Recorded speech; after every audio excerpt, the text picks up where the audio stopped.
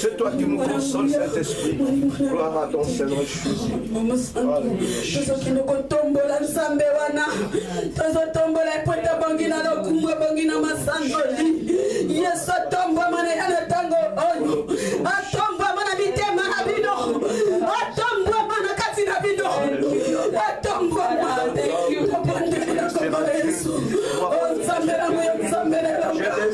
Yes,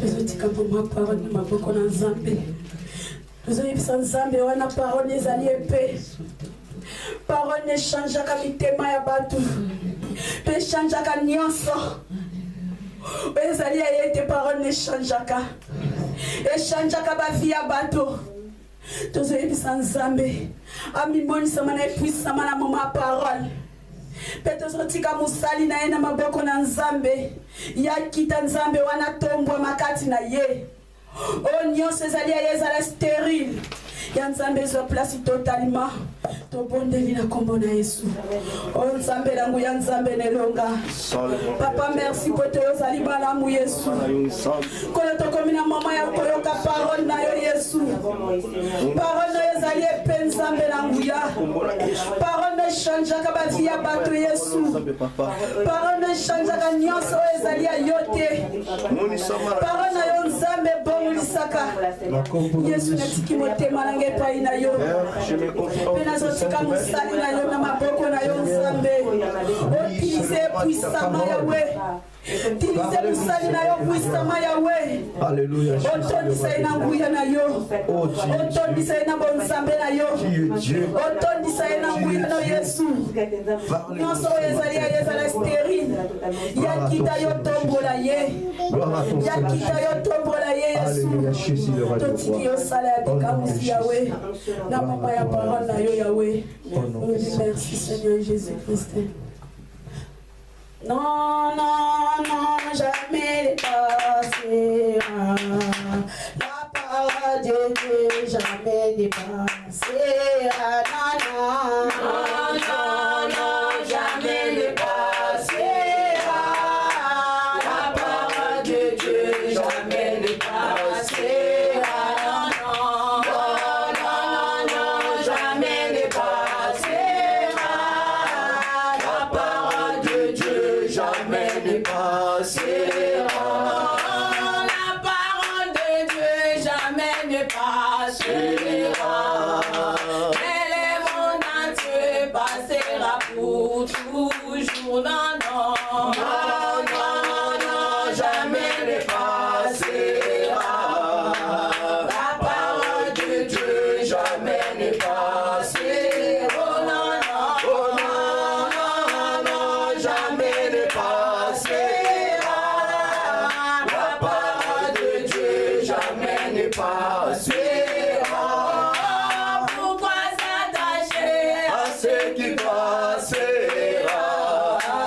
Venez à Jésus et vous aurez la vie. Non, non, non, non, jamais dépassera. La parole de Dieu jamais dépassera. Oh non, non, non, jamais dépassera. La parole de Dieu jamais dépassera.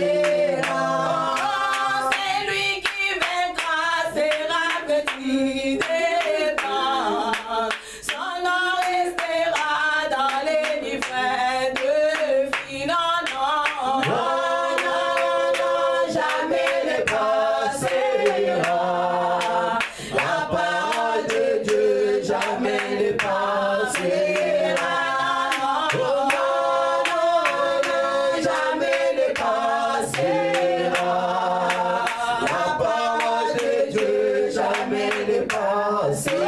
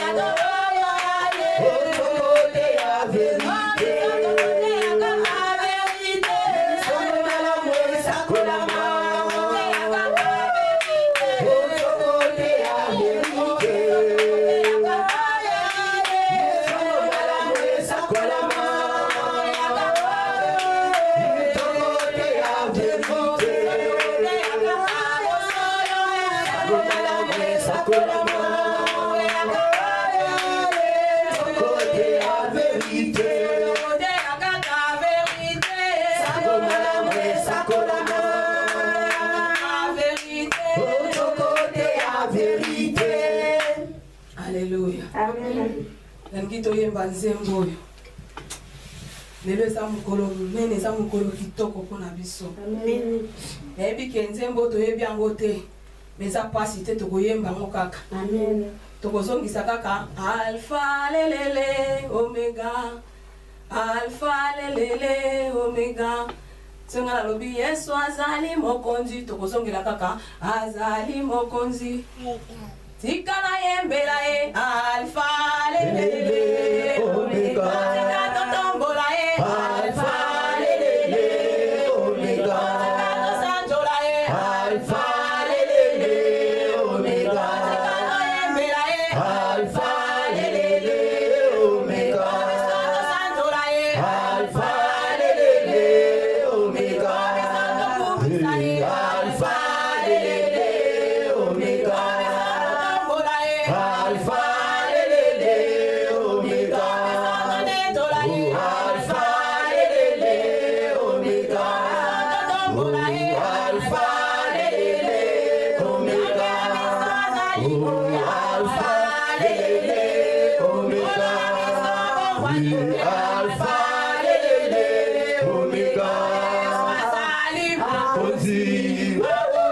Mokozi, Yesu adamboli, Mokozi, Yesu agufi, Mokozi, Yesu azekwi, Mokozi, Yesu awati, Mokozi, Yesu azali, Mokozi, Yesu abotami, Mokozi, Yesu akodi, Mokozi, Yesu agufi, Mokozi, Yesu azekwi, Mokozi, Yesu atoya, Mokozi, Otikano yembela ye, Alpha lelele Omega.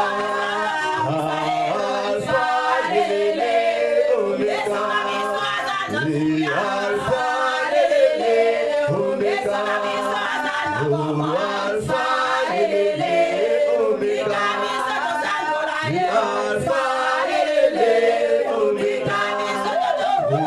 Alpha lelele Omega. Alpha lelele Omega.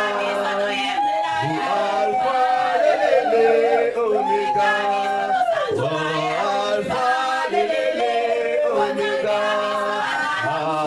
Alpha lelele Omega. Alpha lelele Omega. Alpha lelele Omega. Alpha lelele Omega.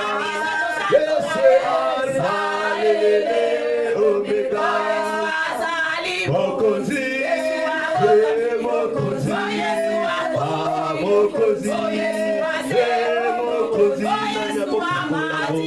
Mokozi, Mokozi, Mokozi,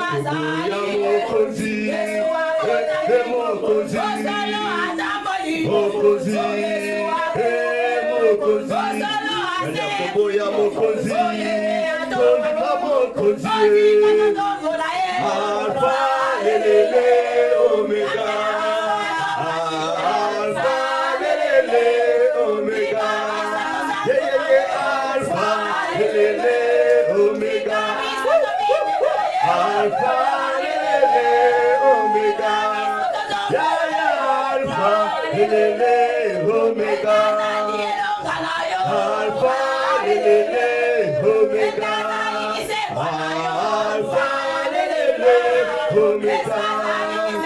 Alpha lelele Omega. Alpha lelele Omega. Alpha lelele Omega. Alpha lelele Omega. Alpha lelele Omega. Alpha lelele Omega. Alpha lelele Omega. Lelele, Omega. Alpha, Lelele, Omega. Mokozi, Mokozi, Yakoboya Yango, Mokozi, Mokozi, Mokozi, Yakoboya Mokozi, Mokozi, Yakoboya Yango, Mokozi, Mokozi, Mokozi,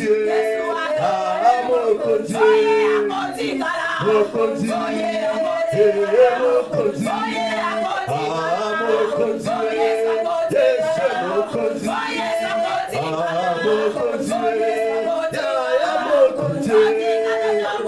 Alpha, Lelele, Omega. Oh, Alpha, Lelele, Omega.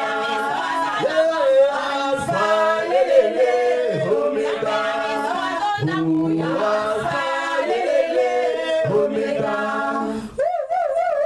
Nzambe kotikala nzambe yonde alpha et omega ebandeli pe suka le chemin, la vérité, la vie, la résurrection, le Dieu vivant, le Dieu créateur, le créateur de toutes choses, soit loué, soit magnifié.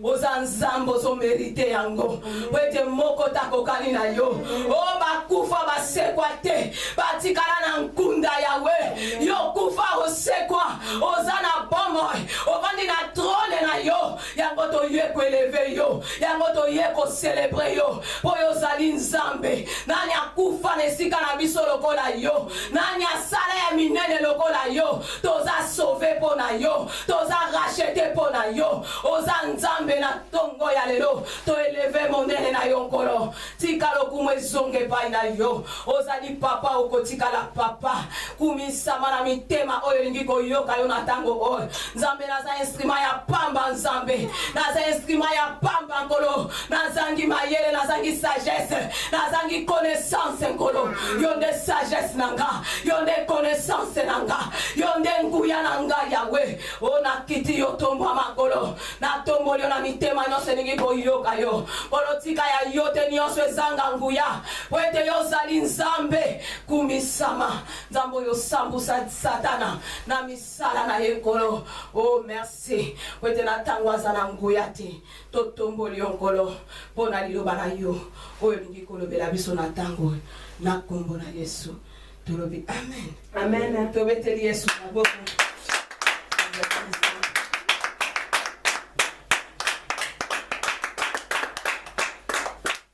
Ya telema tozwi ba Bible na biso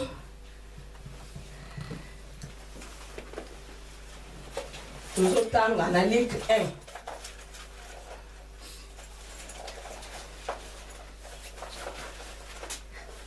ça na Luc 1 tokotanga 26 tina 37 Luc 1.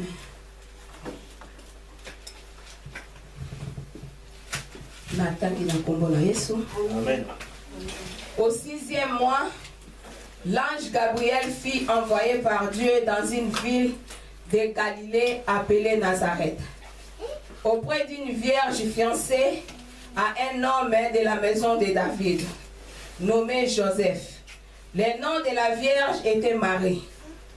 L'ange entra chez elle et dit: Je te salue, toi à qui une grande. Marie se demandait ce que pouvait signifier une telle salutation. L'ange lui dit: Ne crains point, Marie, car tu as trouvé grâce devant Dieu.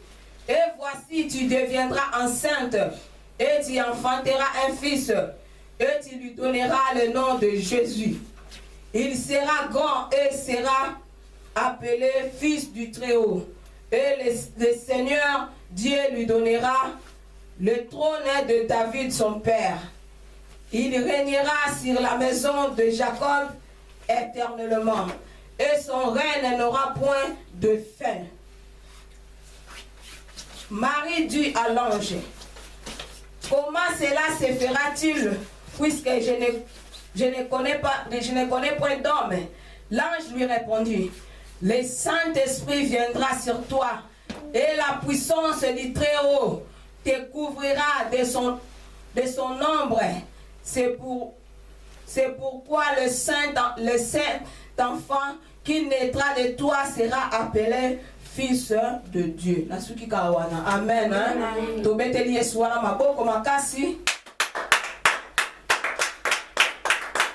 Oui, je vous en prie, une famille d'action à Kumbola Yesu. Amen. Thème nabiso ya mukolo na lelo eza Jésus-Christ, roi de ta vie. Amen. Jésus-Christ, roi de ta vie. Amen. Tobandi awa. Partout toyebi que lelo eza Pâques. Pona biso to fetaka Pâques mokolo nyonso po Yesu asala nini asekwa. Mais lelo précisément eza mokolo yango. Oyo partout bazo kundola ke Yesu asekwa. Mokolo oyo eza mokolo munene. Oyo ba chrétien ba célébraka. Ba chrétien ba célébraka Noël te. Mais ba chrétien ba célébraka Pâques. Parce que Yesu na biso eza na mokolo moko abotamaka. Yango to bandi na Luc 1 awa balobeli biso naissance ya Yesu ndenge nini Marie ayebaki kozwa zemi na nzela molimo mosantu e na nzela wana na promesse bapesaki ke mwana oyo yoko bota ye wana zali mwana ya Nzambe kola kopesa ye trône ya tata na ye David alobi akorenie na se na mokili awa. Marie andimaki sokoketi na suka na 39 et pas Marie ayebaki kondima na 38 Marie alobaki esala melanga lokola yo olobi esala melanga lokola Nzambe alobi tangu ange azalaki envoyé pa ya Marie. Tozolobela nkolo oyo akufi oyo asekwi mesengeli to bande pa iwapi ye abandaki epai wapi ye abotamaki epai wapi ye akolaki bakoki kolobela mutu moko te kaka na baexploit na ye sanke balobela kota abandaka kota awutaka tomonaka ta lelo Nzambe aeleve mutu mpo na bato barekonetre mutu wana malamu esengeli balobela parcours ya mutu wana. Alors yango na mokolo na lelo tozolobela nkolo oyo asekwa mais to bandi na parcours na ye autaki wapi abandaki ndenge nini ayaki na nzela ya moto abotamaki na nzela ya mwasi kongo Marie e Bible ezoloba na biso abotama na lisanga ya mwasi na mobali te mabotama na nguya ya molimo mosantu. Marie yango akamwaki alobi komanga munaza vierge na kobota mwana pour les gens qui bota mwana fo papa na mama bazala ne mwana botami mais ya botama na lisanga ya mwasi na mobali te. Alors Marie atunaki ya kobota ndenge nini ange ayebisi ye nguya na Nzambe ekokitela yo. Nguya na Nzambe nde esalaki ke Marie amema mokonzi na biso Yesu Kristu pe ye wana aya kobotama. Toyembi awa Alpha et Omega. Yesu azali ebandeli pe suka. Na Jean 1 balobi au commencement était la parole et la parole était avec Dieu. La parole était Dieu. Azalaki na ye avant mokili ezala. Azalaki na lola tango Adam bebisi na kitaki alati nzoto ya mutu. Yango abotamaki na nzela ya mwasi Marie. Tozoloba awa Yesu abotamaki Nzambe. Nzambe atiki bokonzi na ye aye na se alati nzoto abatu mabotami Nzambe. Nzoto eza kaka enveloppe oyo ememaki bonzambe po ete bonzambe wana evanda na kati ya batu. Yesu abotamaki Nzambe. Yango tango ange akutana Marie alobi okobota mwana okopesa ye kombo Emmanuel yende Nzambe kati na biso. Kombo ya liboso oyo Yesu abengamaki eza Emmanuel. Nzambe kati na biso. Nzambe kati na bato. Nzambe ye na forme ya mutu. Avandi na kati ya bato. Balobi na biso na Jean 1:14 kaka. Balobi la parole a été faite chair. Liloba oyo ekomaki nzoto. Balobi plein de grâce evandi na kati ya batu. Ekoli esika moko na batu. Etamboli esika moko na batu. Eli esika moko na batu. Elali esika moko na batu. Mais atikalaki kosala lisumu te. Balobi liloba oyo ekomaki moto. Yango balobi toyembi awa Yesu abotami mokonzi akoli mokonzi. Yesu akoli mokonzi. Balobi na biso tangu nkolo akoli mokonzi. Balobi akufi pe mokonzi. Yesu akufaki mokonzi. Asekwaki pe mokonzi. Amati pe na likolo mokonzi. Donc atikalaki kobebisa identité na ye te awa na se. Mais koya na ye pe kozonga na ye atikalaki kaka eloko moko. Afandi na kati ya bato. Atei liloba, atamboli, asali musala esengelaki asala. Akomiti na niveau nzambe, akita na niveau ya kosukola ba disciple na ye makolo. Polo amikitisi nzambe mobimba, amikitisi na niveau ya kosukola ba disciple na ye makolo. Alobi ngai nasali bino boye, po bino pe bosala yango lokola nga nasali nini nasali bino.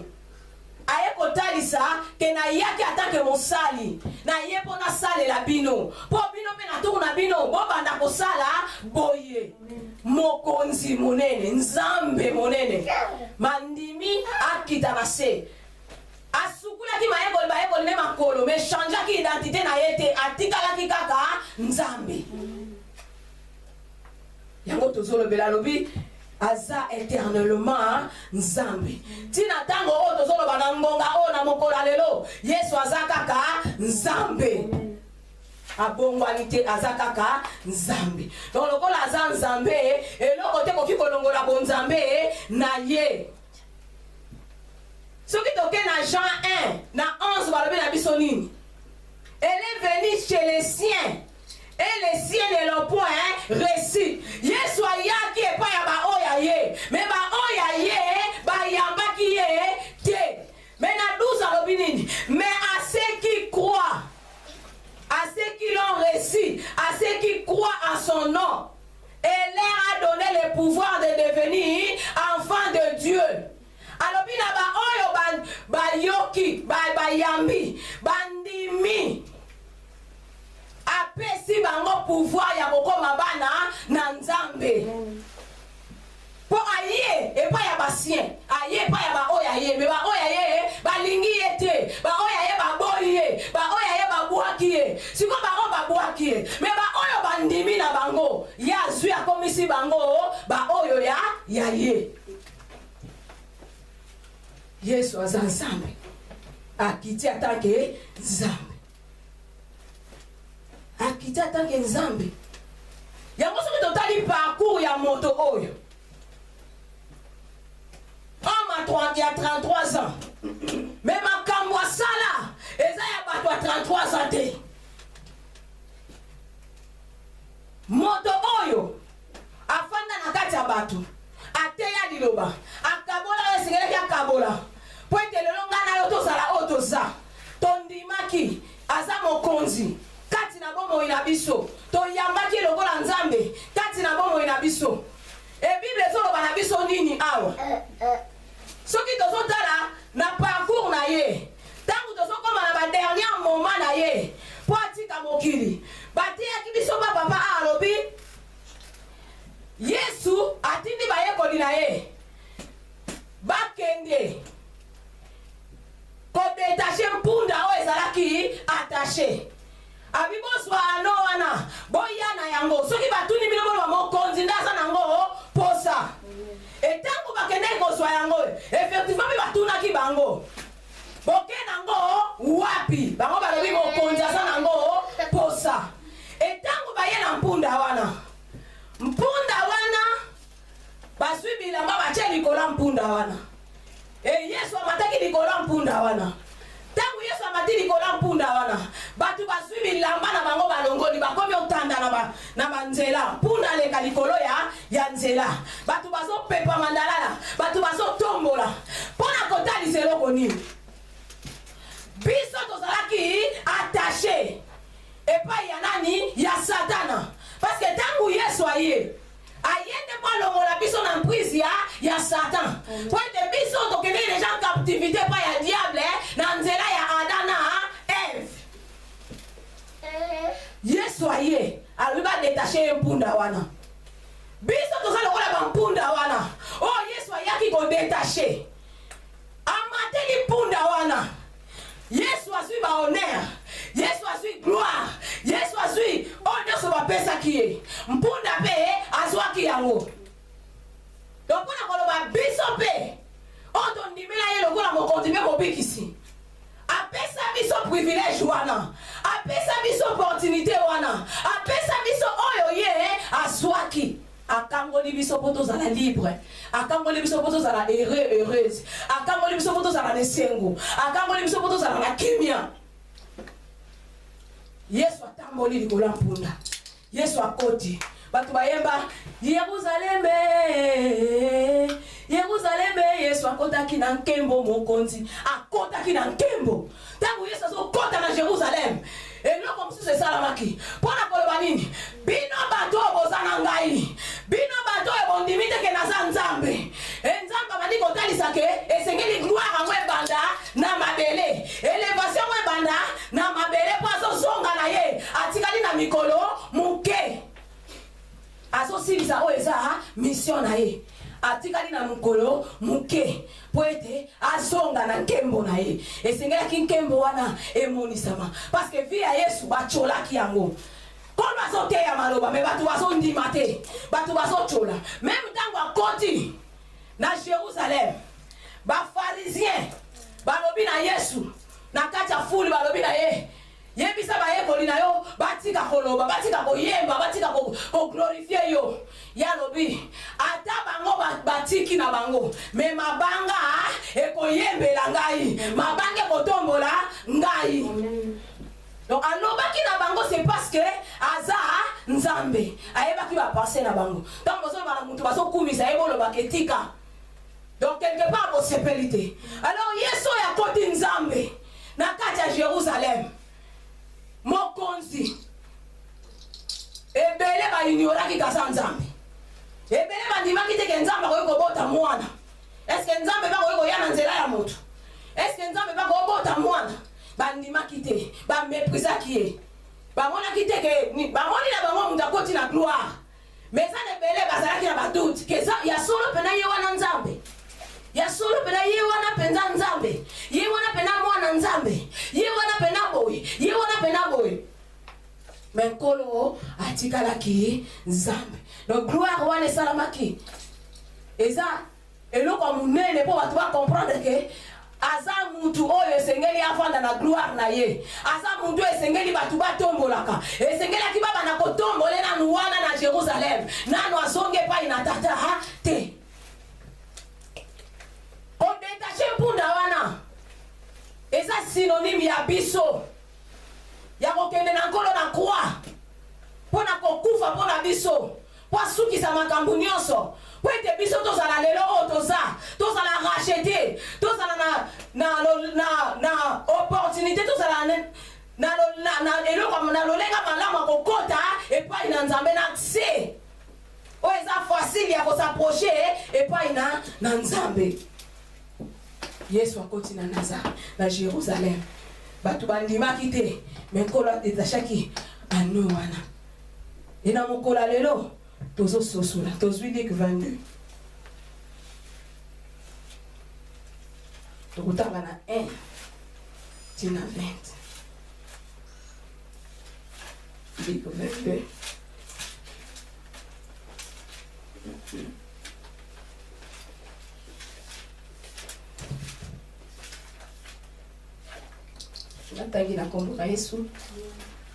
La fête de païens la fête de pain sans levain, appelée la Pâque, approchait. Les principaux sacrificateurs et les scribes cherchaient le moyen de faire mourir Jésus, car ils craignaient le peuple. Or, Satan entra dans Judas, surnommé Iscariote, qui était du nombre de 12. Et Judas alla s'entendre avec les principaux sacrificateurs et le chef des gardes sur la manière de la leur livrer. Ils firent dans la joie et ils convirent de lui donner de l'argent. Après s'être engagés, ils cherchaient une occasion favorable pour leur livrer Jésus à l'insu de la foule. Le jour de pain sans levain, où l'on devait immoler le Pâques, arriva. Et Jésus envoya Pierre et Jean en disant, allez nous préparer la Pâques, afin que nous la mangeons. Ils lui dirent, où veux-tu que nous la préparations? Il leur répondit, voici quand vous serez entrés dans la ville, vous rencontrerez un homme portant une cruche d'eau. Suivez-le dans la maison où il entrera. Et vous direz au maître de la maison, le maître te dit, où est le lieu où je mangerai la Pâque avec mes disciples?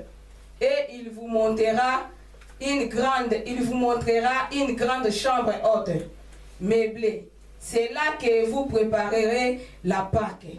Ils partirent et trouvèrent les choses comme il leur avait dit.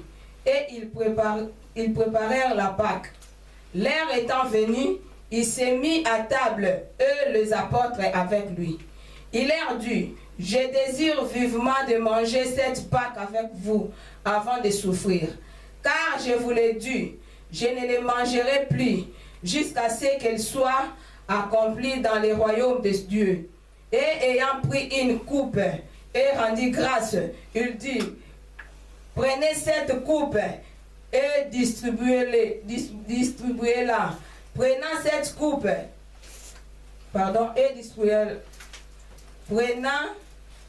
Prenez cette coupe et distribuez-la entre vous, car je vous le dis, je ne boirai plus désormais du fruit de la vigne, jusqu'à ce que le royaume de Dieu soit venu. Ensuite, il prit du pain, et après avoir rendu grâce, il le rompit, et le leur donna en disant, ceci est mon corps qui est donné pour vous, faites ceci en mémoire de moi. Il prit de même la coupe après le souper et la leur donna en disant, cette coupe est la nouvelle alliance à mon sang qui est répandu pour vous. Amen. Awa bazolo bela biso Pâques. Nkolo akomi kokende na mikolo na ye ya suka. Alors, quand le Seigneur qui a alia Pâques, a fait des Pâques, alia Pâques na ba oyo basali ba disciple na ye. Asala bango elembo ya makila na ye pe ya nzoto na ye. Na wana Judas asi ayokana ki déjà na ba principaux sacrificateurs pour na koyeba koteka oyo ezalaki mokonzi Yesu. Eza passe. Mutu azalaka na yokalini ya mawe ya kosala mabako uta musika te. Yango mona ke bato ebele ateli mutu poison auti musika tazanga place wana. Tango mutu paso kufa zane wana pe aleli na ye pe me mutu achepe poison eza ye. Judas azalaki parmi les 12 apôtres kolo mane kotambola. Kolo enseigner Judas azalaki kutu ku même ko bomba mbongo asimba ki kesi ya groupe na bango. Papesi yo pe na mbongo. Me lokola linga mbongo na ndenga mabe, mbongo pe memie na ndenga mabe. Eloko linga mingi na ndenga mabe yango pe obimiso na nzela ya Nzambe. Judas akei kokoperera ba principaux sacrificateurs parce que bango bazali déjà koluka moyen ni ba koboma Yesu, ba bane ko banga peuple.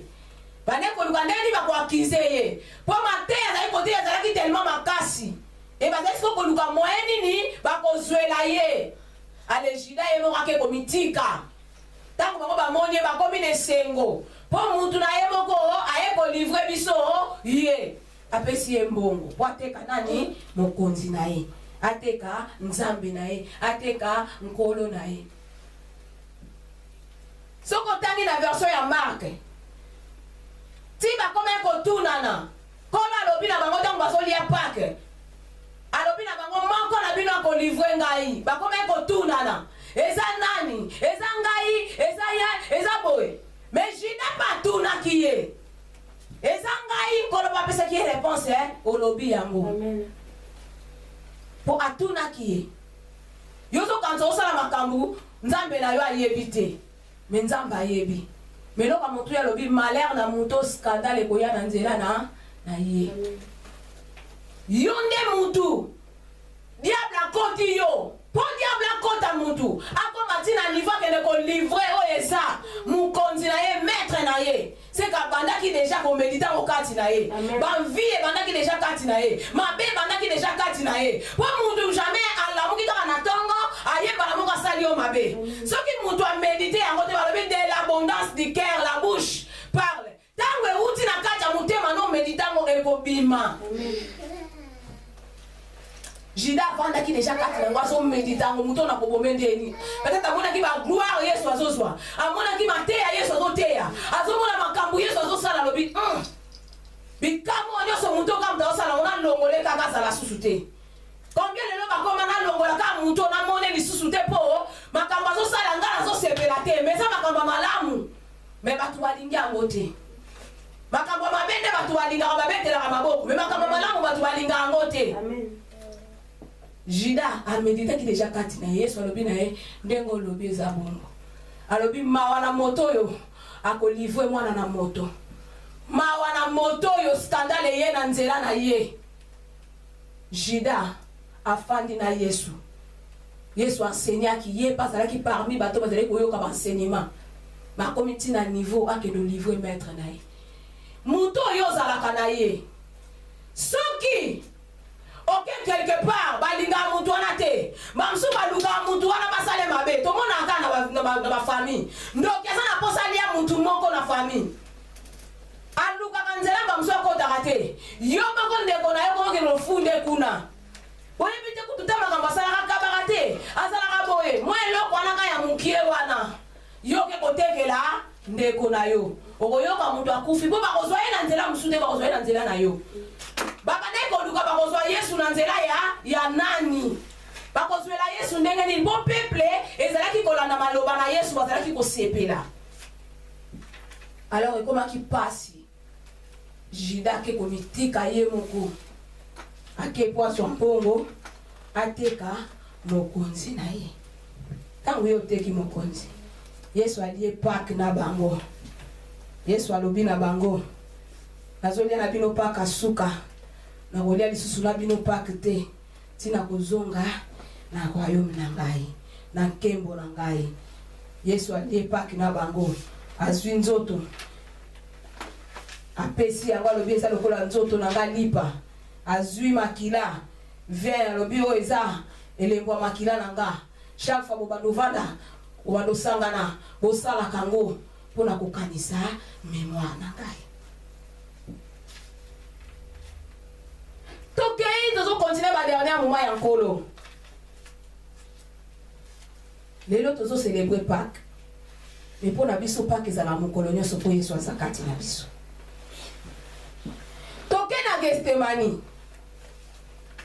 Yesu akomi na badernier moment ya souffrance abando sentir pasi wana ebandi oya alobi nakomi na suka donc akomi na suka ya makambo abandi siko kosentir mpo deja Juda azakende ya kolivre ye Yesu abando presentir tristesse wana kati na ye azwi bayekoli na ye azwi Pierre azwi Jacques mpo azwi Jean bokende otika ngai na ngomba na bondela amemi bango na ngomba botikala awa me bosala nini boveye abiboti kala awa boveye boke na mutu tango mutu amemi bino aza na mposa soutien na bino peti amemi bino pamba te po bo encourager ye mpe quand même aza nzambe akomi kosentir pasi alobi na bango bozelanga awa me bosala nini boveye yesu ake kobondela mutu oke bongwani makila yesu a prié papa nayebi ke eloko moko te eza impossible epa na yo soki kozala malamu olongolaka akupa oyo me ye moko atalabi te toutefois eza volonté na ngai te esala me ya yo esala abondeli azonga akuti bayeboli basala nini balala asali 3 tours bazolala kaka alobai na bango pierre bozokoka koveye ata na ngai ata ngonga moko ata 1 heure bozokoka koveye te alobi esprit eza bien disposé mais la chair est faible asengaki bango babondela basoutenir ye yango tala nzambe mobimba tala nzambe aza na posa ya batu parce afandaki na bango bazalaki baninga na ye bazalaki kolia na ye bazalaki komela na ye bakokaki kosoutenir ye me na moma wana bakoki kosoutenir ye te bazolala kaka pongi ti ye moko na 3e foyer ayebisi bango c'est assez ayebisi bango bolali mpe mingi ayebisi bango bolala me boyebaka ngonga se ekoki mwana na modesi bateki ye tala moto atekaki nga aza deja na porte aye kozwanga tokende mpo bozolala yango bible elobi malheur na moto oyo azwaka moninga na ye moto lokola apui mpo mutu aza mutu akolemba kosukaka un jour akosukaka un jour yesu apesi leson bozananga me bokoki koveya ata 1 heure te bozolalala kaka misu na bango kilo na pongi kolo ayebisi bango tala mutu alivwe nga aza deja na nzela wana judas ake deja abeti bakope na ye asa réussir ayesi bango mutu bokokutanga na kopesa bizi nde ye wana bino bokokanga e bino bamema bino mpona bosoutenir yesu mpona koloba mutu aza mutu aza mutu malheur na mutu asatachaka epai ya mutu me sengo na mutu atiaka elikiana epai na nkolo juda azalaki na yesu aketeka yesu bayekoli pierre jacques na jean bamemi bango basoutenir nkolo na prière basali nini balali donc azangi soutien mais tango bino boza koabandone mutu tango bino bozo néglige mutu bongo nkolo akozwa ye te nkolo akosoutenir ye te mpo ye nde mutu akela ye moko nde mutu aza na makoki ya kosala na vie na ye papa na ye asoutenaki ye yango ntango azoloba alobi ezala volonté na nga te me volonté na yo esala soki déjà force wana mpo ntango mutu aretrouve déjà force e azoloba mutu aye kolivre ngai ye wana déjà azoya azoki deya makasi me tala pierre yo olali bamemi yo bosambela olali mokekata mutu litoi nakokata litoi nakobondela mpo soutenir mutu wape eza important akekata mutu litoi donc mokonzi ezalaka no kaka nga namonaka yo oyo nzambe abongisaki ekokisama esukaka awa zala kaka wana makoka kosupporte te osoutenir ye te le même pierre awanganaki yesu donc mutu aza na ye kaka mutu le même pierre awangani yesu 3 fois kaka bato ye afandaki na bango kaka bato ye aliaki na bango kaka bato ye azalaki na bango me bato yango basali nini bazokoka kosoutenir ye te moko ateki ye bamosusu bake balali na bango wana wangani Mutu aza mutu. Mutu aza mutu. Tozwi Luc 23.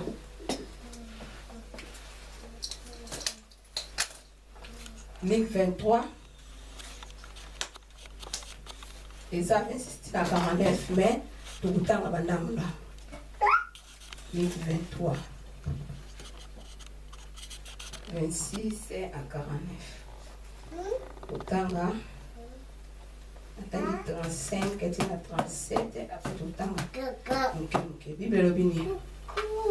Ah, bah, le bini Jésus crucifié. Banda pena na 26, Tchopita. La 35, bah, le bini. Le peuple se tenait là et regardait. Le magistrat s'est moqué de Jésus, disant, il a sauvé les autres, qu'il se sauve lui-même, s'il est le Christ, élu de Dieu. Les soldats aussi se moquaient de lui, s'approcha et lui présenta du vinaigre. Il disait, si tu es le roi des Juifs, sauve-toi toi-même. Il y avait au-dessus de lui cette inscription. Celui-ci est le roi des Juifs. L'un des malfaiteurs crucifiés, injurié, disant, n'est-il pas le Christ? Sauve-toi toi-même et sauve-nous. Mais l'autre le reprenant et disait, ne crains-tu pas Dieu, toi qui subis la même condamnation? Pour nous, c'est justifié, car nous recevons ce qu'on mérite nos crimes. Mais celui-ci n'a rien fait de mal. Et il dit, Jésus, souviens-toi de moi quand tu viendras dans ton règne.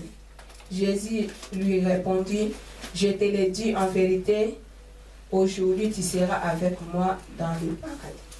Ah, ou encore l'obinini. Bazola qui s'habille souffrance ya Yesu na ikulusu. Balobi Jésus crucifié. Et si ba yaki babaki nkolo na ikulusu. Etika ba moma ponkolo akufa zongisa molimo. Mema kamba kutana kirango. Batu batelemi pembeni bakomi kotala. Ba magistrat baza koseka, baza kose moke na Yesu. Ba soda baza kose moke na Yesu. Basolo ba memuto alobaki aza nzambe. Soki réellement aza Christ, abibikisa ye moko.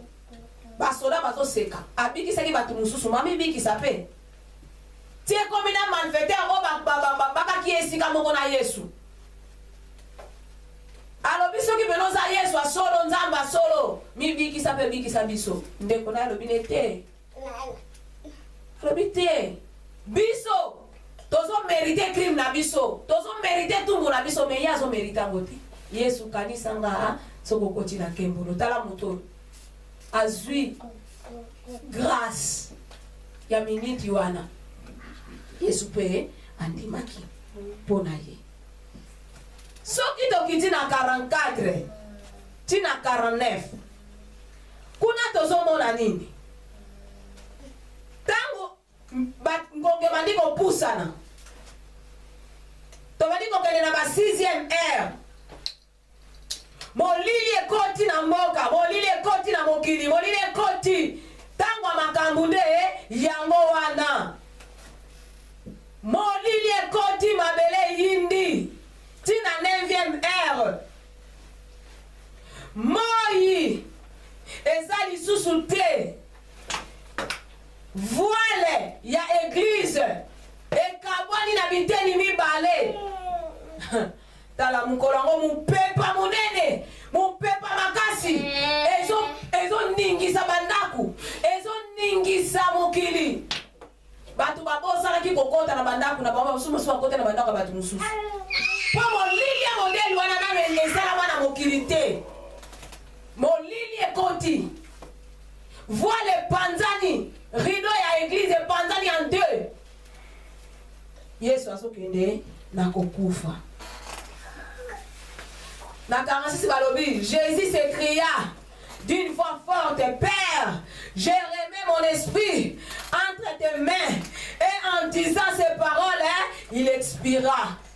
nkolo alobi papa nazongisi molimo nange epa na yo alobi te nkolo na kufi alobi te nkolo nake na mabele malobi nazongisi epai na utaki nde epai nga nazongisi molimo na ngai. Oh, Yesu asali nini? Akufi.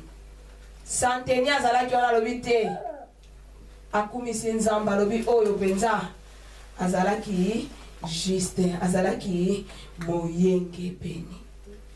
Jésus crucifié. Yesu akufi. Talesika makambo nyonso. Talesika makambo nyonso. Talesika satana. Satana alobi oh muto akufi. Ngana longi. Na Yesu ngana longi. Bitumbayo bundanga na longi. Bitumbayo bundanga na longi. Mekulusu Yesu abeti diable. Mekulusu Yesu asambuzi satana. A livré un spectacle. Tango batu bazochola bazotala bazoloba oh muto pona yesili muto pona yasuki oh bamoni deti kufa eza échec onke kufa eza triomphe eza victoire. Yesu ne kulusu abi papa nazongisi molimo nanga epa na yo tala moto ya kufi kufa ya Yesu eza victoire mpona biso eza défaite mpona diable.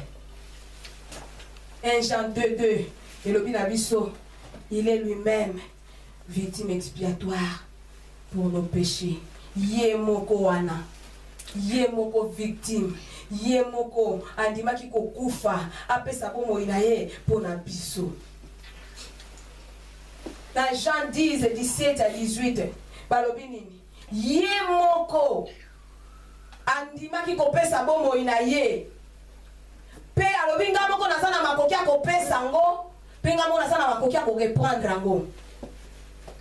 Alobi na pesi bomoi na ngai moko papa alingi nga mingi mpo ngai moko nandimi kopesa bomoi na ngai. Yesu akendeki lekulusu te na volonté ya mutu mamipesaki mbeka po ete nga na yo tozala o toza lelo po ete nga na yo tozala bayenge beni po ete nga na yo tozwa ya motuya kouta epa na ye. Yesu apesaki bomoi na ye andimi apesa bomoi na ye na bolingo na ye moko alingi. Na Isaïe 53:7 Sozui 4 tina 7 malasuka verset 7 Bible lobi nini? Il a été maltraité et opprimé et il n'a point ouvert la bouche, semblable à un agneau qu'on amène à la boucherie. Alobi afungulaki munoko na ete azalaki maltraité azalaki opprimé afungulaki ata munoko na ete ndenge bazomeme na ekulusu lokola agneau oyo balingi baboma bamemi na boucherie balobi akokani na brebis oyo balingi baboma afungulaka ata mungongo te aloba afungulaki ata mungongo te ke aponi bosalanga boye aponi bolingi bobetanga aponi boye nyonso basalaki ye andimaki yango kutu na ekulusu ye moko alobi papa pardonne-leur parce que bayebi te oyo bango bazosala tala muntu oyo andimiaka babomoi na ye moko mpona biso ye moko andimaki yango. Jésus ressuscité. Jésus ressuscité. Tozo kende na Jésus ressuscité. C'est que pour la banane. Yesu asekui mpona biso. Yesu asekui mpona biso. Josué 24. Luc 24. Tokutanga 50 na 53. Comme ça, mutu tanga histoire au malamu. Tanga kolo akufaki. Kende ko tanga malamu.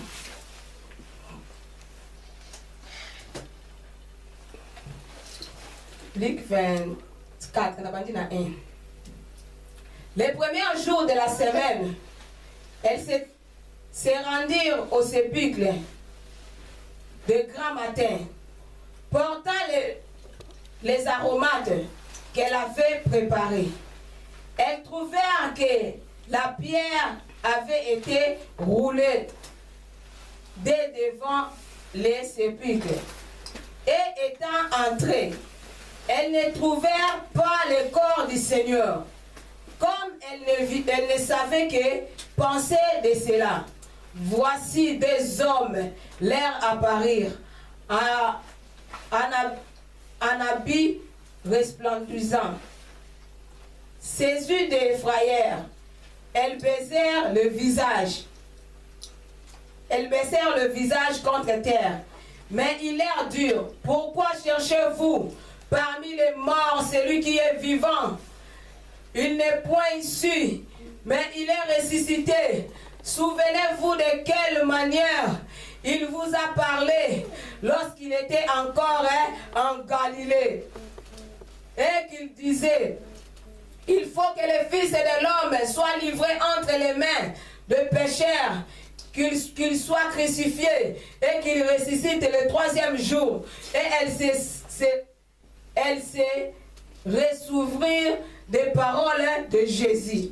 À leur retour des sépulcres, elle annonçait toutes ces choses aux 11 et à tous les autres.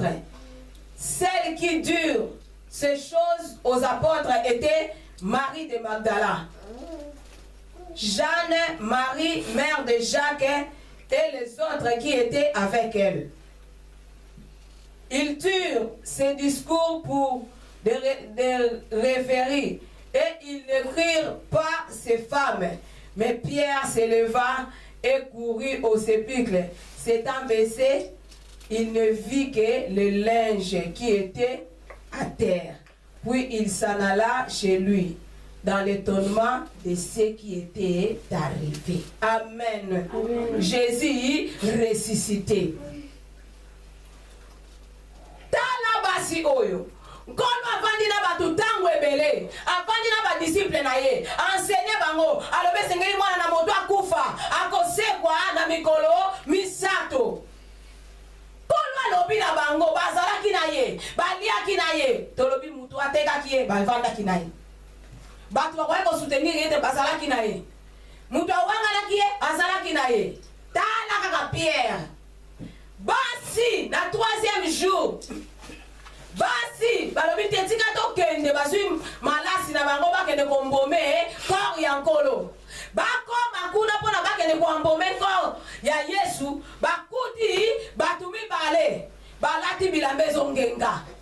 Bayebisi bango balobi yo. Pourquoi basi bino bozoluka moto na bozoluka na sena bakufi moto na bo moi. Mais Yesu azasusu awa tesi asekwaki. Bokanisa makambo nyonso oyo alobelaki bino tango azalaki nanu na bino. Oh Marie de Magdala, na ba Salome, na Marie mama na ye moko, bakimi mbangu balobi mokonzi asali nini asekwi. Tala sango malamu tokende koyebisa ba disciple. Ba oyo basali nini batikala kikuna. Ba 11 parce que Judas a milongo la kinai. Oh. Tala makambo. Bozala kinangai. Bolia kinangai. Bolala kinangai. Bombela kinangai. Na vanda kinabino na so kita ya koloba ya koloba ya koloba. Mais accomplissement likambango yango yo. Tala bango balobi. Bana basi tangu baye batu balobaka mosi kote yate. Mais basi onde mutu ba evangelizaki. Basi onde mutu ba panzaki sango na nkolo. Parce que batu ali boso bakuta ki Yesu aseku eza basi wana. Comment biso basi to kanga muno to kote yate. Po molima mo santu. Yesu ayaki apona kana mibali te. Mayaki pepo na basi. Akufa ki kapona mibali te. Makufa ki pona batu nyonso na mosi azana kati. Yango basi batu ba minimisaka basi me basi mutu ba mona ki résurrection ya nkolo. Basi ba mona ki résurrection ya nkolo. Tangu basi ba komi baki kokuta Yesu azate. Ba yeko yebisa ba 11 batikala kikuna. Nenge tozabo e mokonzi ase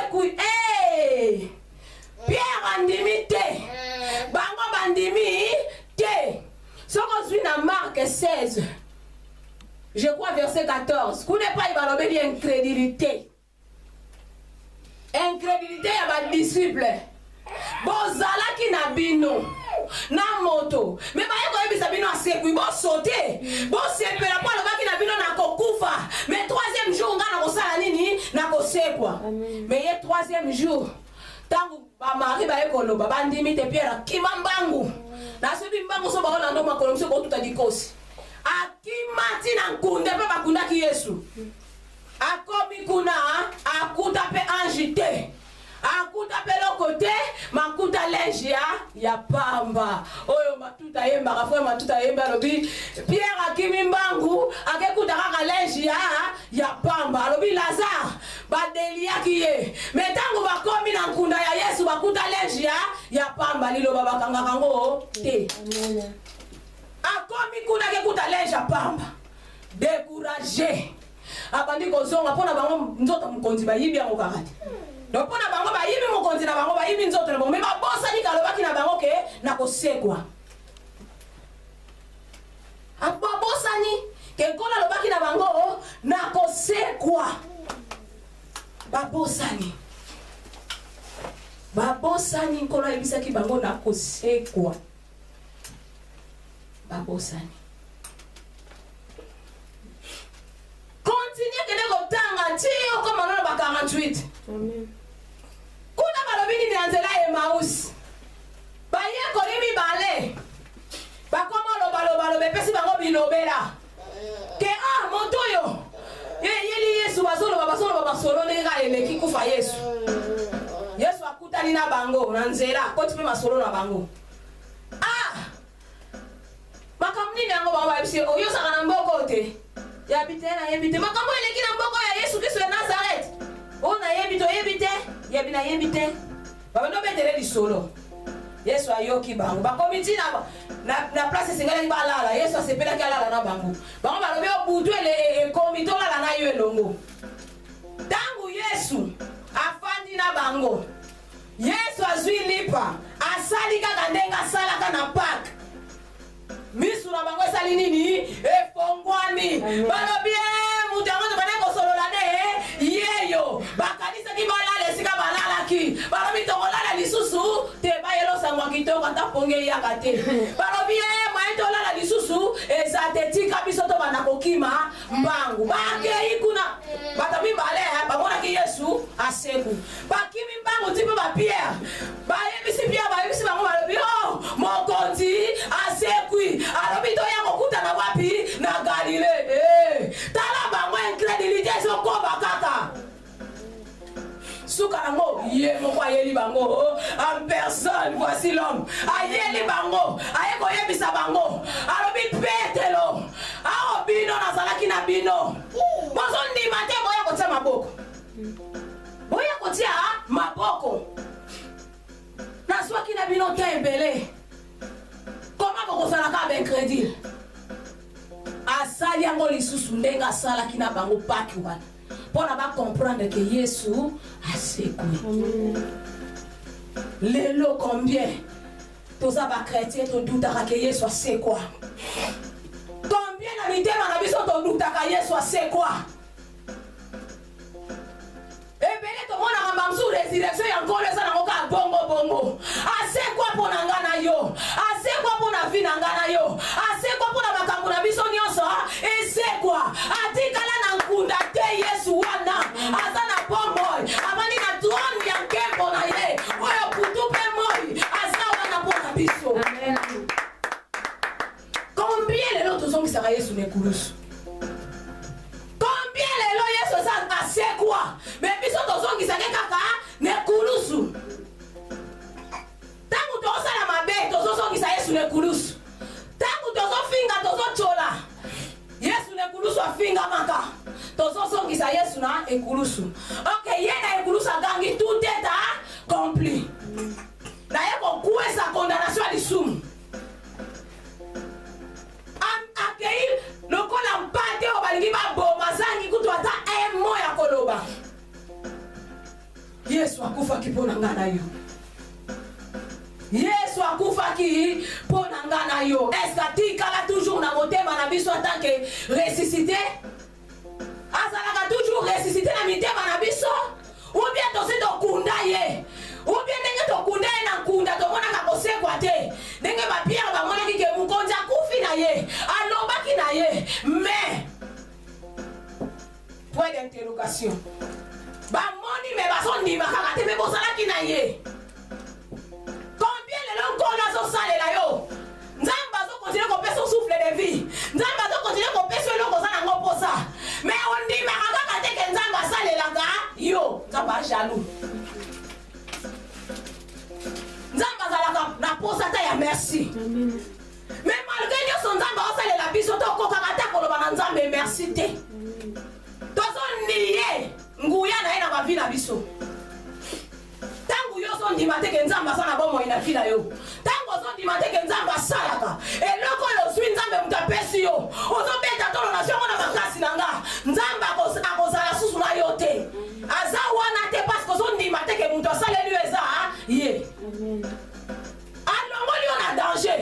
Alongo yo na kufa. Apesi yo mwana, apesi yo libala, apesi yo mbongo, apesi yo santé, apesi yo loko nyonso sana ngo posa. Mais santo sana ngoso tambulo so mona ngoma be. Mabundi peso ya yo moso ndi magate ke nzamba opeso mabundi. Tita ngoso ndi mate. Bela. Oye ba fale la santé. Kende na opita ba opito. Oye ba fale la santé. Bela. Oye ba fale la petit. Pomu no ko baby okoliate. Zangelo ko songolo bongo ye bavalera nzambe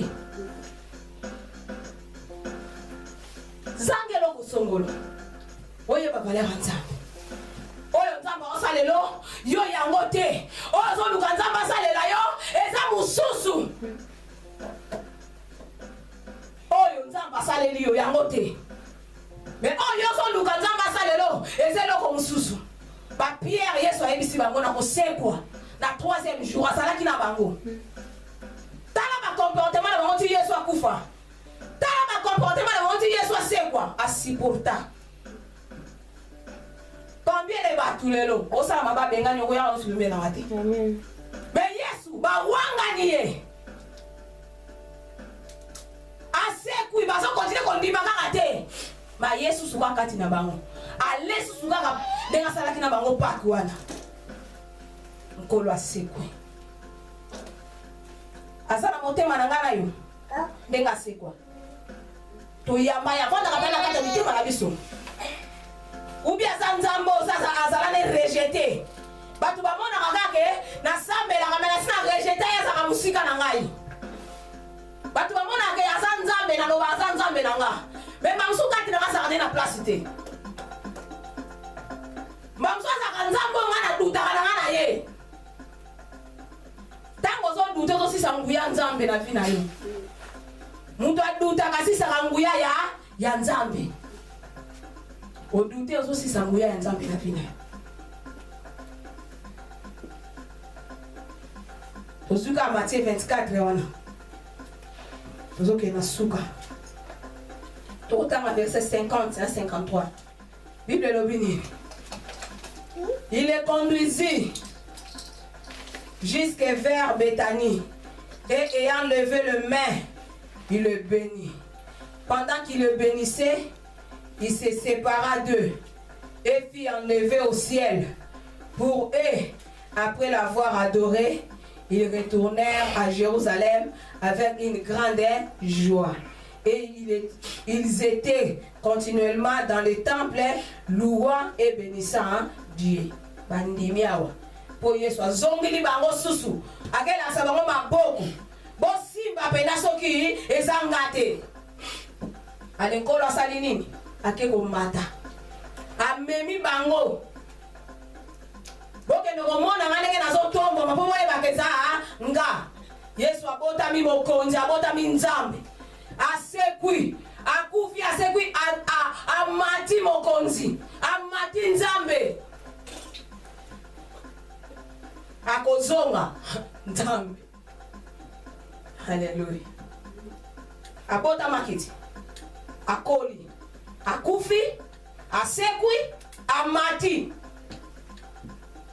lelo Yesu amataki pona nini tozo kundola Yesu akufaki tala mutu muso akomi na internet alobi hommage à Jésus-Christ keba hommage à Jésus-Christ okotombola Yesu wana te na we asala na vie na yo okotombola ye te soki lelo ozwa accès ya kokutana na papa eza mpona ye te eza mpona Yesu eza mpona Yesu Yesu amata na likolo lelo afandi na trône na ye aza lokola médiateur na biso epai na papa entre biso na papa Yesu aza lokola médiateur na biso médiateur aza muto azo jouer rôle entre deux personnes aza na katikati na bango soki eloko moko mabe eza koto oyo ayebisi papa te papa sengi bolimbisi limbisa ye lelo aza bongo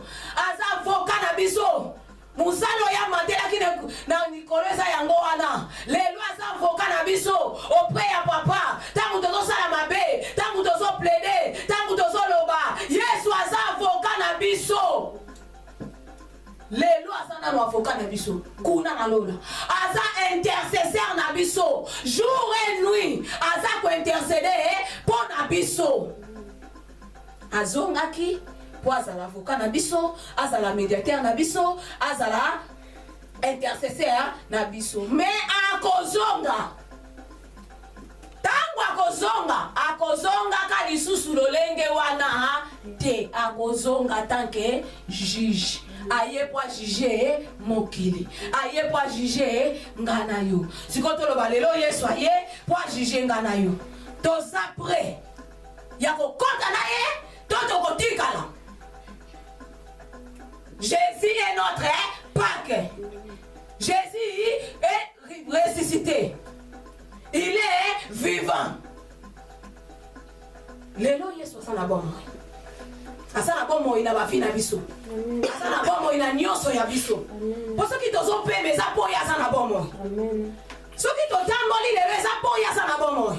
Soki tozo lia tozo late eza po ya asana bomo. Soki tozo bika ngolu eza po lelo azana nu avocat po azana nu avocat. Tozo bika ngolu. Po soki ngolu na yete nelelo tozate to ba poussière. Po na nini? Tozala kama be. Mais na mawana ye azo sala que to continuer pour vivre. Moko na biso asusula. Moko na biso asosula mateya oyo. Eza mokolo na biso munene oyo Nzambe asali biso ngolo. Yesu aza Pâques na biso. Agneau oyo ezalaki immolé. Jean-Baptiste alobi voici l'agneau de Dieu. L'agneau qui ôte les péchés du monde. Azalaki opprimé. Babouaka qui est bafingi et bacholié. Alobi eloko te tina na ekulusu asambusi satana balobi tango diable amoni Yesu akufi amonaki lokola match esili ok Yesu azelaki akende na nkunda po epai makambo nyonso ezalaki Yesu akende na nkunda abotoli ye bapete abotoli ye bokonzi oyo ezalaki epesamelaki ye na nzela ya Adam. Lelo diable azenemi vaincu détourné et paralysé. Muto aza paralysé wa lubenda likolo. Tango azo benda likolo. Azana batembele po tambola. Ya mona mutu aza paralysé sepela kana ndako. Nzoto eza sumakasi te. Diable aza bongo. Asa koma paralysé. Yesu ese asambusa na ekulusu. Mais lokola koki kotika kate. Alukaka bato akota na bango esika moko yango mona landaka ba chrétien landaka. Po muto yazali na Nzambe te diable akolandaka ete. Soza na kana ye ovanda na l'aise. Mkoloko ya na kana ya Yesu abandi siko kolanda abandi kotungisa yo. Donc quand nous sommes la mitungisi wana lobiti kana lâcher na zonga sima kango pa bien de pa fino bien po so tshali sulu likolo keneki pa Yesu wana. Yangana lokola so tshali likolo pona libela. Tshali likolo pona libela. Poso kolobe zonga akobeto kosikiboto kundima te. akobeta yo aza déjà ennemi vaincu yesu esa alonga ye na eklusu aza détrôné bazo bapete oyo bapesaka ye pa yesu balongolango lelo soki soda balongole bapete akomi likili na moto nyonso kobete kaporala kobete moto nyonso kobete aza paralysé donc moto aza paralysé asuna makoki te balobi aza comme un lion maa lion te yango wana tozala fier mpo toza na yesu toprofite mpo toza lelo na temps oyo yesu aza nano avocat yesu aza nano médiateur intercesseur me mokolo yesu akokoma juge tokeba soki tobongamaki te bible elobi jugement ekobanda place mosusu te ekobanda na église mpo na église abi na ndako na ye mpo kuna nde toyoka maloba na ye kuna nde toteyaka maloba na ye ekobanda nde awa tozala na bokebi mpo nkolo na biso ayeba kozwa lokola amen hein? Amen.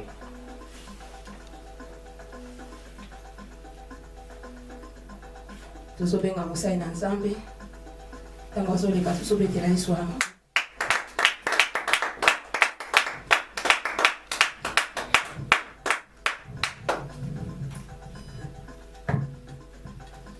Alléluia. Amen. S'il vous plaît, ne regardons pas l'heure. Parce qu'aujourd'hui, c'est une grande journée. Amen. C'est la fête pour nous les chrétiens. C'est la fête pour nous les enfants de Dieu. C'est la fête pour nous les disciples de Dieu. Amen. Nous allons lire un passage dans nos Bibles. Dans 2 Corinthiens.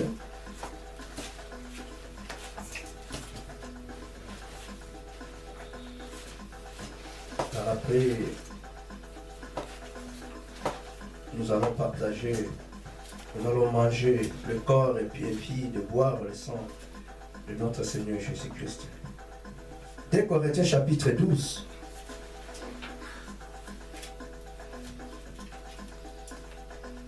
Corinthiens chapitre 12, verset 14 jusqu'à 15. Je lis la parole de Dieu pour aller un peu plus loin, plus vite plutôt. Voici pour la 3e fois, je suis prêt à aller chez vous et je ne vous serai point à charge. Car ce ne sont pas vos biens que je cherche, c'est vous-même. Ce n'est pas en effet aux enfants à amasser pour leurs parents, mais aux parents pour leurs enfants. Pour moi, je dépenserai très volontiers et je me dépenserai moi-même pour vos âmes. Dis-je, moins aimé de vous. Amen. Amen. Ça, c'est l'apôtre Paul qui dit. Alléluia. Amen. Dieu vient nous parler, Dieu nous a parlé tout de suite là à travers sa servante. La parole de Dieu est claire. La servante de Dieu nous a fait voir de la part du Seigneur comment Christ est venu dans ce monde. Pourquoi il était venu. Il faut savoir l'importance de la naissance de Jésus-Christ. C'est clair. La parole de Dieu, c'est clair. La prédication, c'est clair. Il faut savoir pourquoi cet homme était mort. Il faut savoir pourquoi cet homme était ressuscité. Il faut savoir pourquoi cet homme a laissé ce monde. Et puis d'aller là où il était. Parce que la Bible nous dit, il était, au commencement, il était la parole. La parole était avec Dieu. La parole était Dieu. La parole a été faite chair. Christ était venu pas pour chercher nos biens. Alléluia. Christ était venu dans ce monde pour sauver nos âmes. Pour que nous puissions avoir la vie. Christ a parlé à travers son serviteur Paul. Si nous sommes là, pas pour chercher les biens matériels.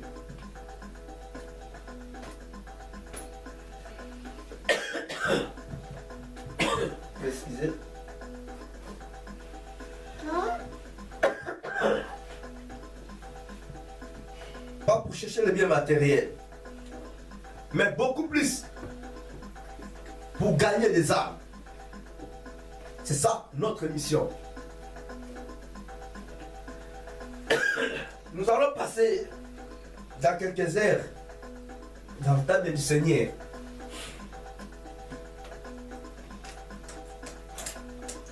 Je vous demanderai, ou Dieu nous demande, de disposer nos cœurs afin de participer ensemble avec Christ. Alléluia. Amen.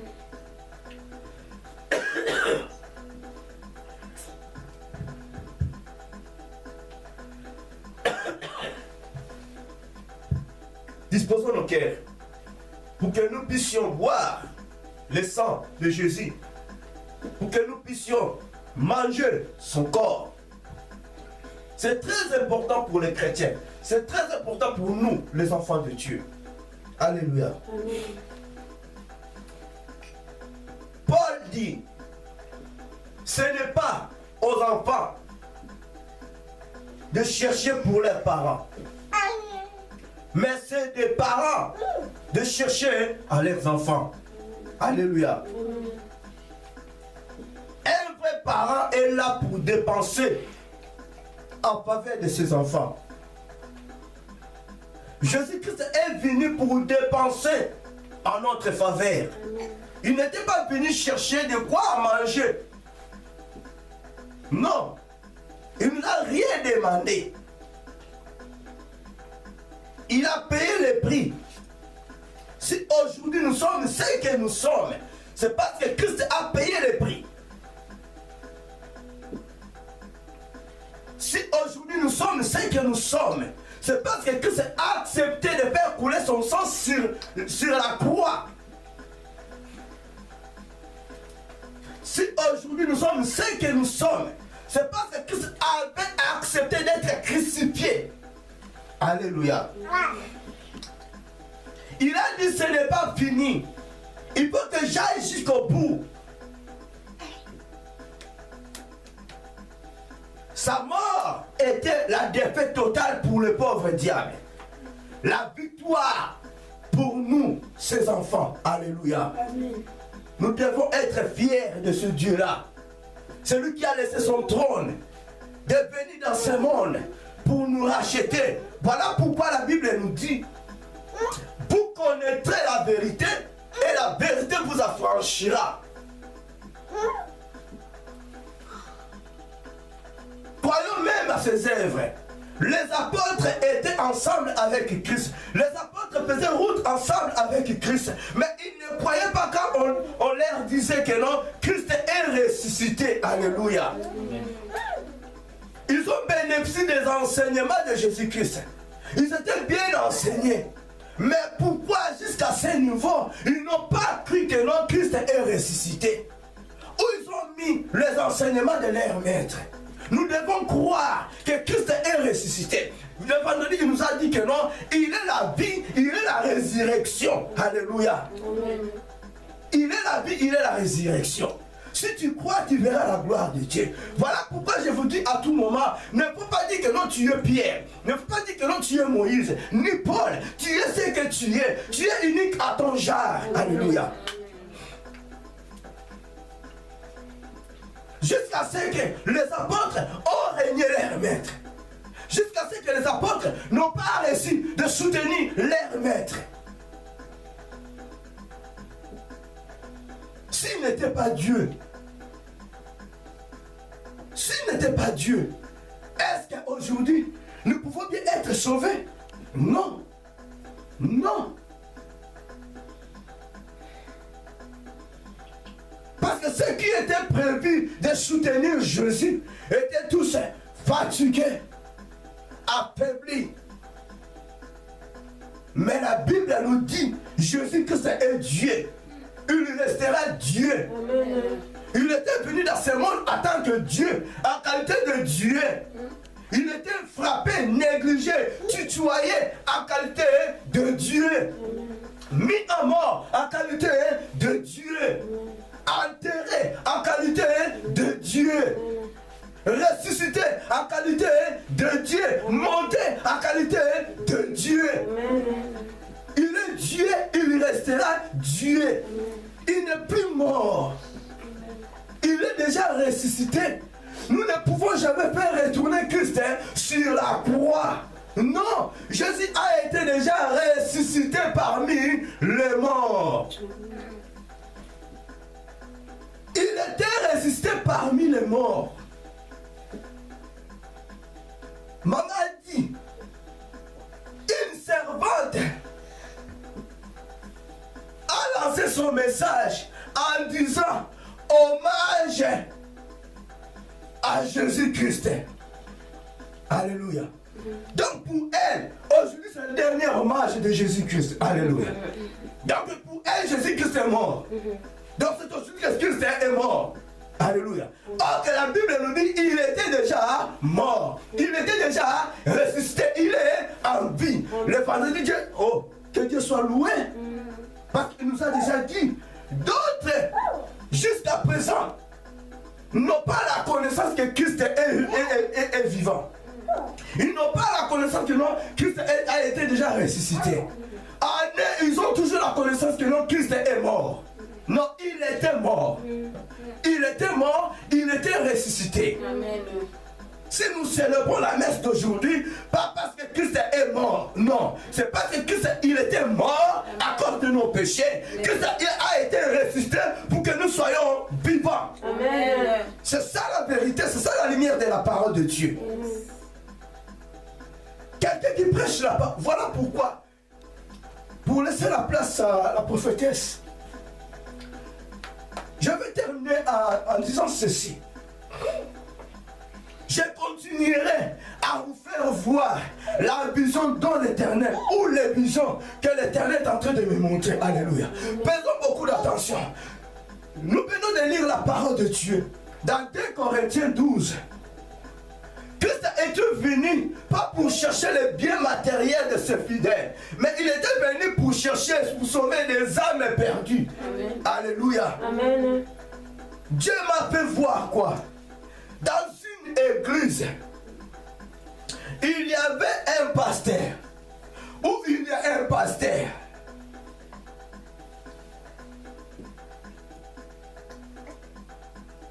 Ce pasteur a dit à ses fidèles ou au peuple de Dieu, nous voulons lire la parole de Dieu. Ouvrons nos Bibles. En leur donnant les passages, nous allons lire dans le livre d'Ecclésiaste, chapitre 3, au verset 37. Fuyons nos Bibles, s'il vous plaît. Si nous trouverons le verset 37, dans le chapitre 3. C'est catastrophe, bien-aimé. J'avais lancé le message sur le Facebook. Mon thème est intitulé Ecclésiaste chapitre 3, verset 37 n'existe pas. Alléluia. Amen. Donc c'est du mensonge. C'est pour dire que non, d'autres prédicateurs sont là pour prêcher leur propre évangile. Amen. Ils font l'œuvre de Dieu juste pour leur propre intérêt. Voilà pourquoi la Bible dit que non, Paul a dit, je ne suis pas venu chercher vos biens, mais je suis venu chercher vos âmes. Amen. Comment expliquer? Dieu m'a fait voir. Regardez-moi cet homme. Dieu n'a pas dit que non, mon serviteur. Regardez-moi ses frères. Dieu a appelé cet homme un frère. Alléluia. Amen. Nous allons lire dans le livre d'Ecclésiaste au chapitre 3, verset 37. Dieu m'a dit, tu as vu comment mon église est détruite. Alléluia. Amen. Dieu plaire. Parce qu'il y a des faux messagers.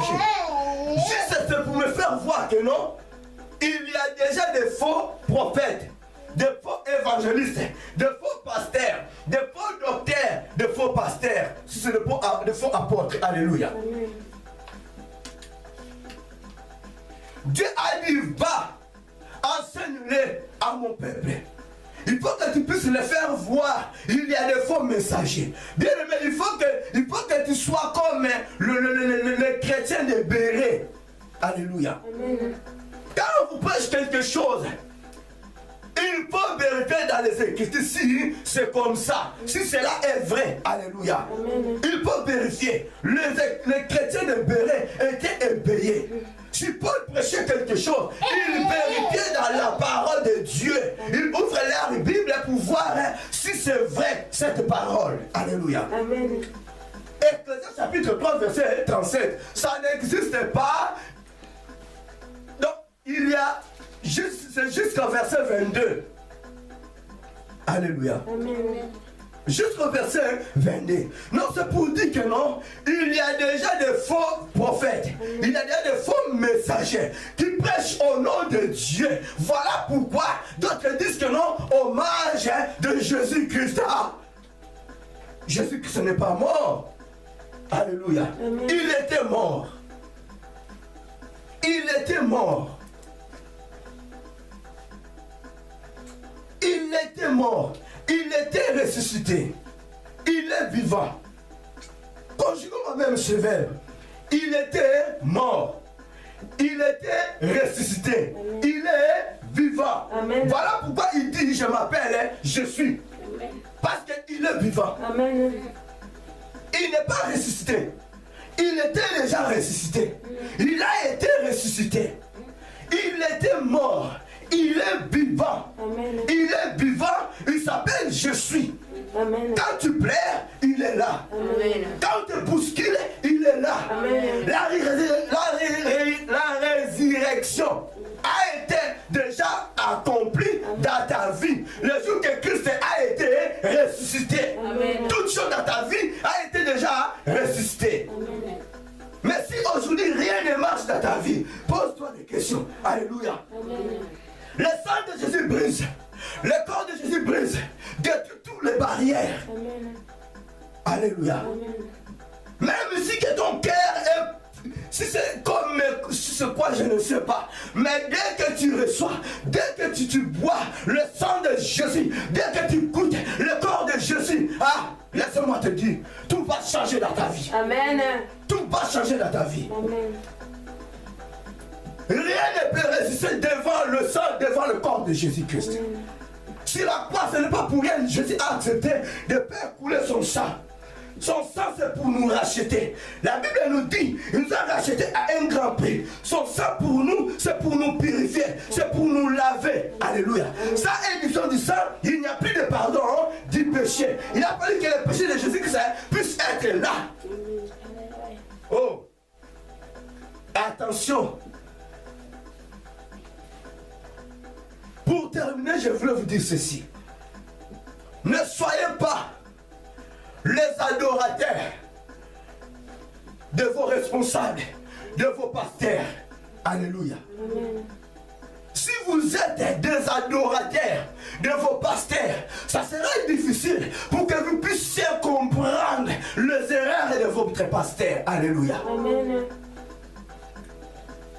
Nous tous, nous devons adorer que Jésus, c'est lui. Il est le... Nous devons adorer Jésus. Beaucoup d'entre nous, dans les églises, sont perdus. C'est parce que nous étions des adorateurs de nos pasteurs. Même si ton pasteur prêche des mensonges, tu n'as rien à dire, tu ne vois pas ses erreurs, parce que tu es adorateur de ton pasteur. Alléluia. Amen. Beaucoup des hommes de Dieu sont déjà écartés dans la vision dont l'Éternel les a communiqués. Alléluia. La vision appartient à Dieu. Personne est né. Personne est né avec la vision. Ce n'est que Christ qui était né avec l'autorité, le pouvoir en tant que Dieu, avec les dons. Alléluia. Nous tous, nous naissions comme ça. Nous sommes dotés par Dieu. Moi, je ne peux pas dire que non, c'est ma vision à moi. Alléluia. Amen. Dans cette église, cette vision ne m'appartient pas. La vision appartient à Dieu. C'est lui le fournisseur. Alléluia. Si la vision m'appartient, alors laissez-moi vous dire, je peux même couper même le doigt de mon bras pour vous faire goûter mon sang. Alléluia. Je peux même déchirer mon corps. Je peux même enlever une partie de mon corps pour vous faire goûter mon corps à moi. Alléluia. Là, automatiquement, vous deviendrez quoi? Et comment? Sorcier. Exactement. La vision ne m'appartient pas. L'église ne m'appartient pas. Appartient à Dieu. La vision de Dieu. Alléluia. Donc nous devons prêcher la vérité. Nous devons prêcher que Jésus-Christ. Maman a dit, Jean-Baptiste a dit, voici l'agneau de Dieu, l'agneau qui ôte les péchés du monde. Amen. Voici le vrai Dieu, le véritable Dieu que nous tous, nous devons suivre. Il est le chemin, la vérité et la vie. Amen. Alléluia. Amen. Maman, je te laisse la place pour... Amen. La cette scène.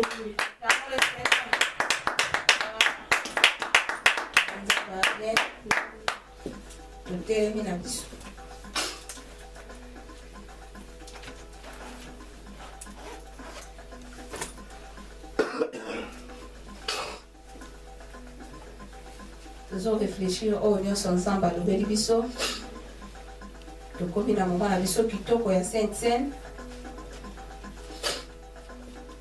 Sainte Seine ezali nzoto ya Yesu na makila ya Yesu. Sœur Rosa abongami azokabola Sainte Seine. Nzambe asunga biso kati na biso moko na biso ndenge papa uti olobawa atala bomoi na ye na oyo Nzambe alingi asalela biso na ntango oyo bakutanaka na nzoto ya Yesu pamba te. Eza nzoto eza ya motuya, nzoto soki toleya yango pamba ememaka bainfirmité, ememaka bamaladie. Mais soki toleya yango na action de grâce, soki toleya yango kati na biso ya kopetolama, ememaka bamiracle, baguérison, ememaka makambo ya minene kati na biso. Yango tongi kolia nzoto na nkolo tango bazokabola yango ozwi yango osimbi yango tito kobondela nde tolia. Tia kozokabola Sainte nyonso mpe mosukisi na nyonso nkolo kumisama na yo poza vivant, kumisama na yo Nzambe po ete mokolo nyonso na bomoi na biso kozala toujours ressuscité. Toeleve yo Nzambe po ete ekufaki kati na bomoi na biso tokontinue kosekwisa yango.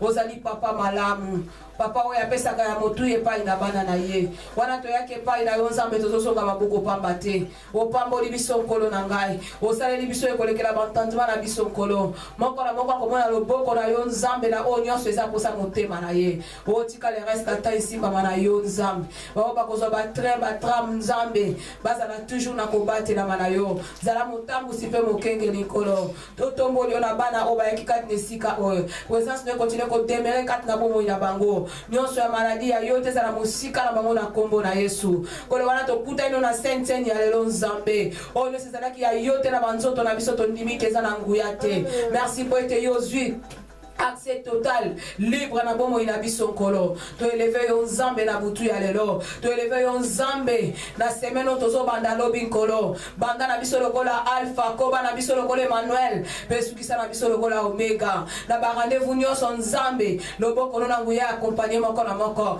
Bonheur na grâce na yo Nzambe za la partage ya moko na moko. Eza la semaine moko béni pour na biso ya ba résultat positif po ete yo zali Nzambe.